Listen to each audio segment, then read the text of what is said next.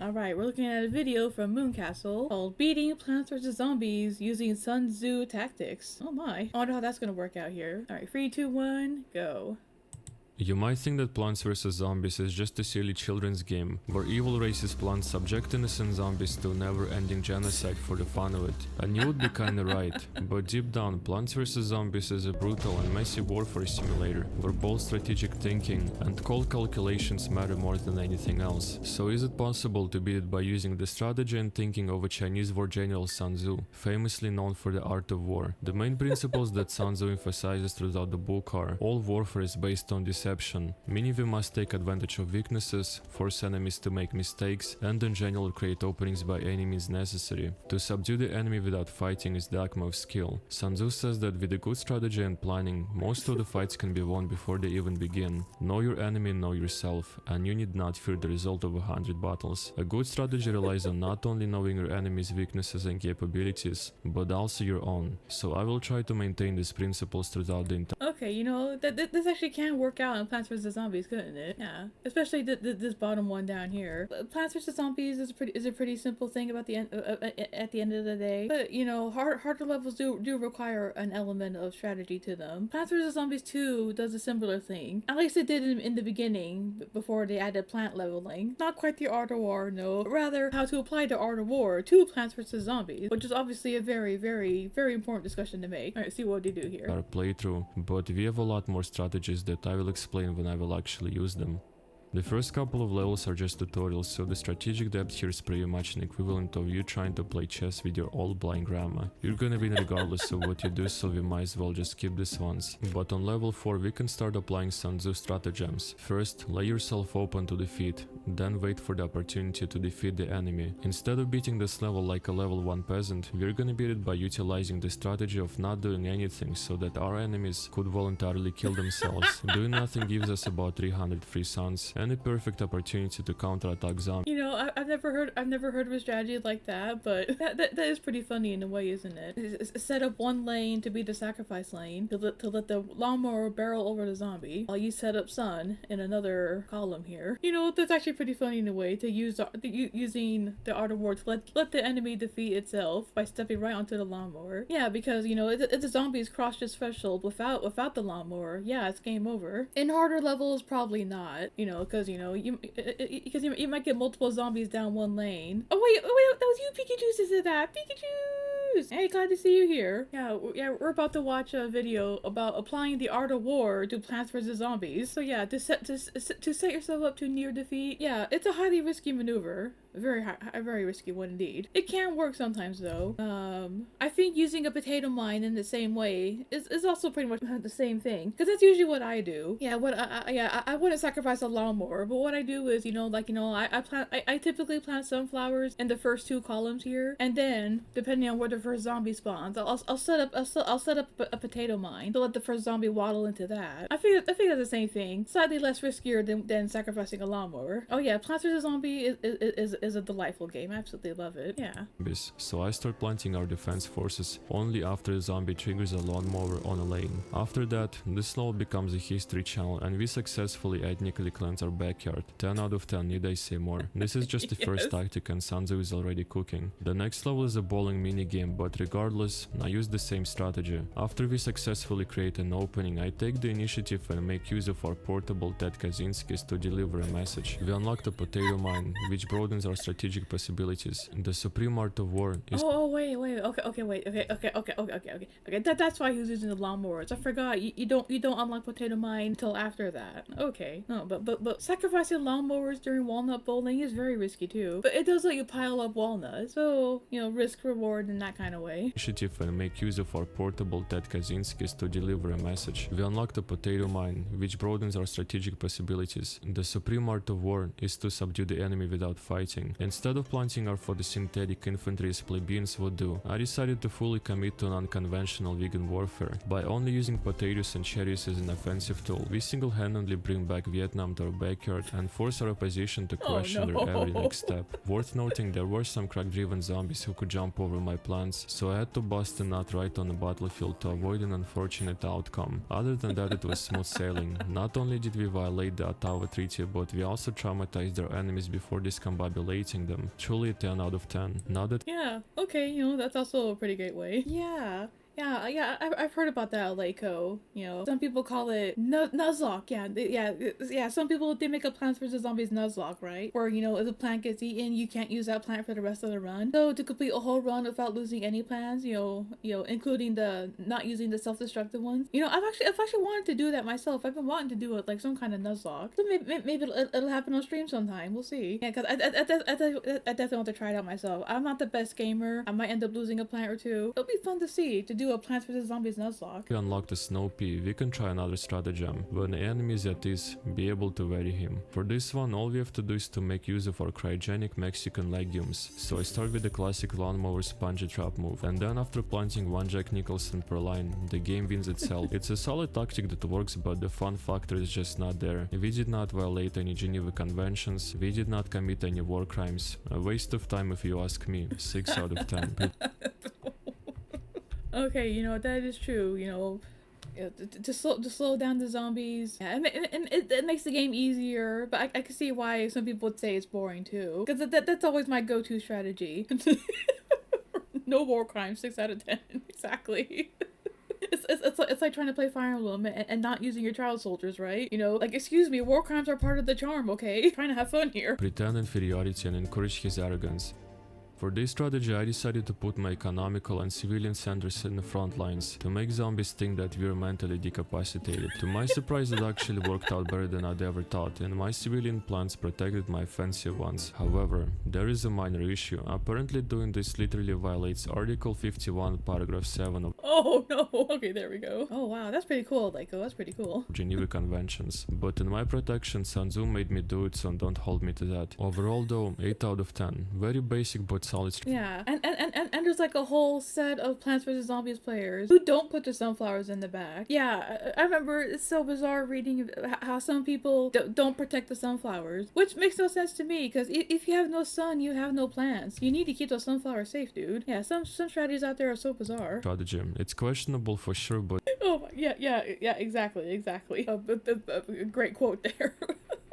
I believe you can't make it in the history books without doing some historical shit. In making tactical dispositions, the highest pitch is to be formless. This time the point of my strategy is to plant in an unpredictable, asymmetrical way to drive zombies into Vietnam-grade psychosis. However, the downside of this tactic is that it works on me too. Trying to plant my plants without it being symmetrical requires focus. Oh, no. Oh, okay, yeah. This here is a load of psychic damage. This is maximum psychic damage. No symmetry in a Plants vs Zombies lawn setup. Oh, that's disgusting, dude. I'm getting the shakes just looking at this right now, man. This is awful. It looks like your yard. Well, that's because you don't strategize, Pikachu's. You just throw out plants that look colorful and cute. Real war generals like me need the symmetry. Yeah, oh, this is a mess. Oh my god. Ruining the symmetry is awful. Yeah. I think if you use a shovel, it doesn't count as killing the plant. I think it's perfectly fine to shovel a plant in a Nuzlocke. And my fallout shelter vaults are also neat and organized, okay? Look, you need a bit of order in this chaos-driven world, alright? Bit of order makes the world go round. This is not order, It makes sense, okay, you're at war with the zombies, sometimes war is messy, but look at this, man. Look at this. Is it worth the psychic damage to yourself? This is awful. Of a Formula 1 driver. It might come as a surprise for you, but I'm not much of a racist. So after planting around 10 plants, I physically felt how the right half of my brain started to hemorrhage out of my right nostril. Can't say I recommend this tactic honestly. Sure it works, but at what cost? 5 out of 10. For the last level of this chapter, I tried to combine all of the deception tactics that we already applied before. We got death traps and asymmetrical positioning. I know it's easy to say that this is symmetrical, but I would argue it's more like 50% symmetrical, which by definition makes it asymmetrical. Overall, all of these tactics actually were great, but the entire level was like Mike Tyson at a nursing home. The odds were already in our favor. The next chapter is about the nighttime illegal invasion of our backyard. We can't use sunflowers to protect our homeland, but instead we can use cheap labor. Speed is the essence of war. Exploit. Well, I mean, technically, you can use sunflowers at night. It's just much harder. Yeah, some people will challenge themselves to use sunflowers instead of sunshrooms at night. Exactly. We will have order one way or the other. The enemy's unpreparedness. For this tactic, all we have to do is just to spam $0 mushrooms everywhere. By doing this, we instantly unleash Pearl Harbor and turn zombies into statistics. Very straightforward and effective. 7 out of 10. I just want to say that I'm a good person and I do not support cheap labor as a practice. However, when it comes to prices, I'm very open-minded. For the next couple of levels, I wanted to see if this Well, I mean, you know, it's war, right? It's war. Look, sometimes you gotta do what you gotta do, you know? If it means saving the budget and just spamming these little guys was a viable long-term investment, and I can assure you with the confidence that it is. Sun-Tzu definitely knew what he was talking about. Might as well just make it 8 out of 10. We unlock local scriptures, and this is exactly what Sun-Tzu was waiting for. Know the enemy, know yourself. And you need not fear the result of 100 battles. Now we can check the weaknesses and capabilities of our backyard immigrants, which is very cool and useful, especially because the next level has absolutely nothing to do with it. When you surround an army, leave an outlet free. By leaving one lane empty of any working class plans and strictly employing British stealth bombers, we not only create a highly efficient chlorophyll supremacist death corridor, but also give our invaders an opportunity to speedrun their veteran status. It's pretty cool, but I feel like something is missing. Okay, having a whole lane dedicated to just potato mines. You know, why not, right? Why not? It won't help during a horde rush, you know, but it's a good way to start. Damn herd! Oh, my cat is snoring, dude. My cat is snoring. Oh, my gosh, my silly cat.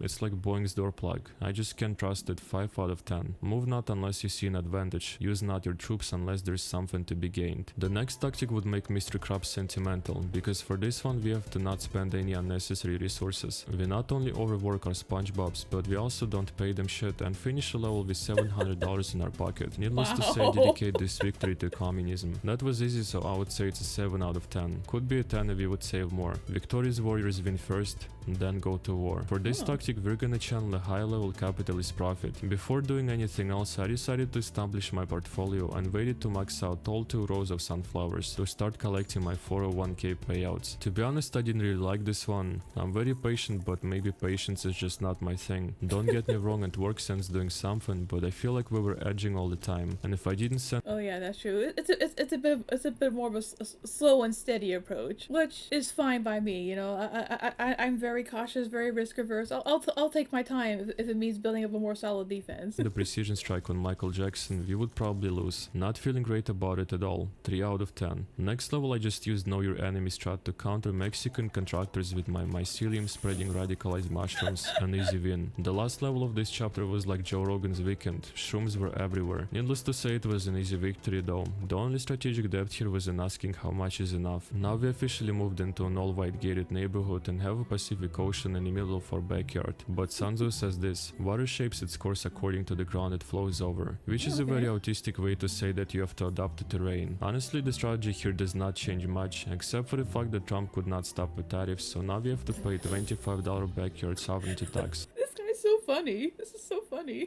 Oh my god. Yeah, you do need to adapt to the terrain. That's what the lily pads are there for. Yeah, this guy's so funny. Oh my gosh. He has like a dry way of approaching it. It's so funny. To use our own water. Other than paying more for our homemade NATO installation, I again proudly violated 51st article of Geneva Conventions, and we win the next 2 levels. It's a fine tactic, but it sounds more like an advice, so 5 out of 10. Great results can be achieved with small forces. I know women will disagree with this statement, but regardless, for this tactic all we have to do is to export 6 highly motivated and highly clueless enthusiasts into suburban Fallujah and let them figure things out on their own. To my surprise, this tactic actually worked out and we successfully pacified our territory. Needless to say, Sun-Tzu was right. Size doesn't matter. 10 out of 10. For the next level, we unlocked an underwater R. Kelly, and I decided to use the tactic of subduing an enemy without fighting, in our case with trafficking. I had better hopes for trafficking strat, but apparently it only works on an island, so I had to apply an asymmetrical warfare tech. Not much to say about it. Oh no, more asymmetrical tactics. Oh my gosh. Oh dear. Yeah.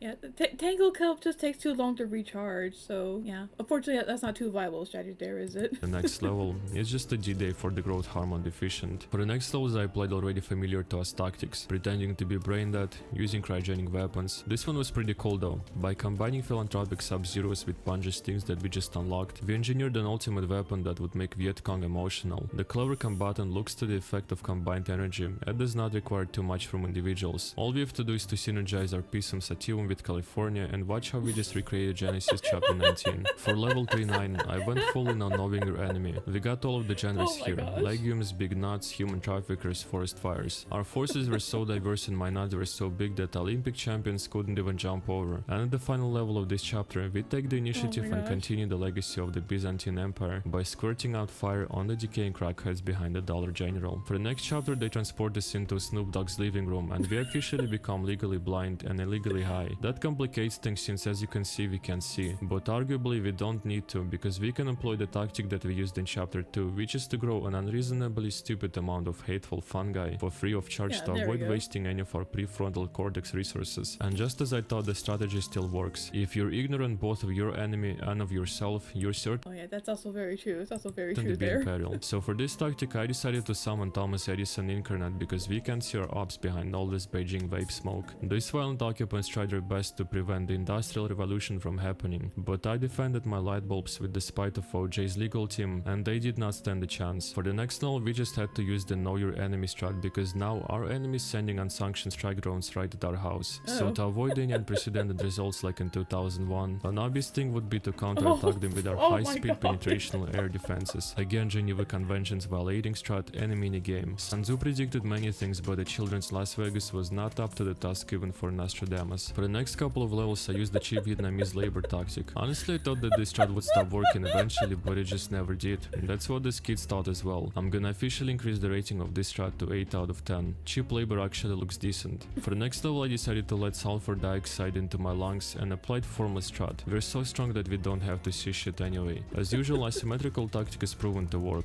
Yeah, because it can be tricky to protect your lantern. So depending on what you're feeling like, it might be hard. It might be harder. I mean, it might make it simpler to not use lanterns. Yeah, I might check out more of this guy's videos. He's so funny. His jokes are kind of out of pocket a little bit, but I think that's why they're funny.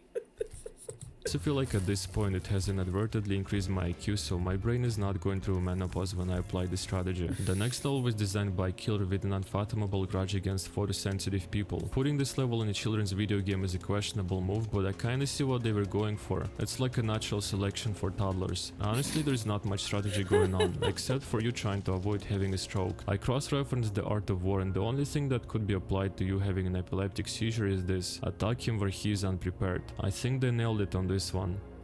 Those who managed to survive now are moved into the last chapter of the game that takes place on top of the roof. For this one I used the Victorious Warriors win first strategy that relies on setting up a capitalistic safe haven before establishing our vegetative black water. As you can see, being on top of the roof complicates things because it has not the epileptic children, no. Yeah, do you want to test if your child is epileptic? You'll just play the backyard final level, right?